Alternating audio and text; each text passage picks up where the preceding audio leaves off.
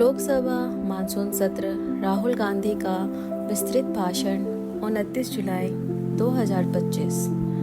राहुल गांधी ने भाषण की शुरुआत शहीदों और उनके परिवारों को श्रद्धांजलि अर्पित करते हुए की।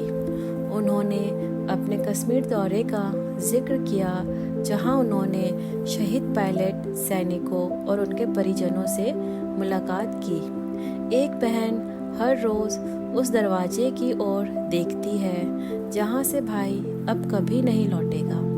एक पत्नी के सामने उसके पति को गोली मार दी गई। यहाँ राहुल गांधी ने श्रोताओं को भावनात्मक रूप से जोड़ने की कोशिश की। उन्होंने स्पष्ट किया कि ऑपरेशन सिंदूर के दौरान विपक्ष ने सरकार और सशस्त्र बलों पर पूरा साथ दिया। भारत की जनता, सेना, नौसेना, वायुसेना और यहाँ तक कि विपक्ष ने एक चट्टान की तरह सरकार का साथ दिया। उन्होंने कहा कि युद्ध या आतंकी संकट के समय विपक्ष देश के साथ होता है। ये राजनीति नहीं, राष्ट्रहित का सवाल है। राहुल गांधी ने सरकार की सैन्य रणनीति की कड़ी आलोचना की और उन्होंने कहा कि ऑपरेशन शुरू होते ही सरकार ने पाकिस्तान को सूचित कर दिया कि भारत एस्केलेशन नहीं चाहता। इससे संदेश गया कि भारत पीछे हट रहा है। वायुसेना के पायलटों को पूरी स्वतंत्रता नहीं दी गई, जिससे भारत को फाइटर जेट्स की क्षति हुई।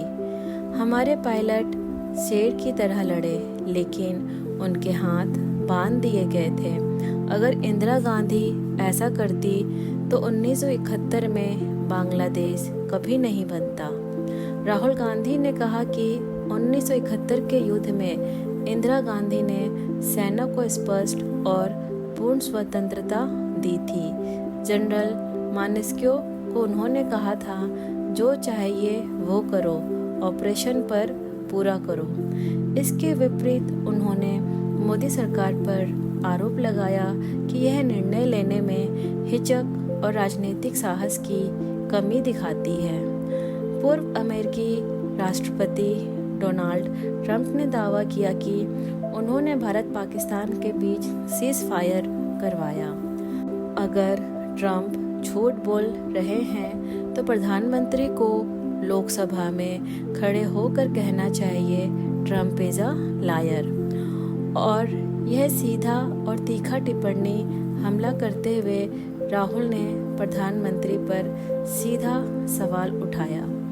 राहुल गांधी ने कहा कि पहलगाम हमले में भारत के नागरिक मारे गए, लेकिन दुनिया के किसी भी देश ने पाकिस्तान की निंदा नहीं की। आपका विदेश मंत्रालय क्या कर रहा है?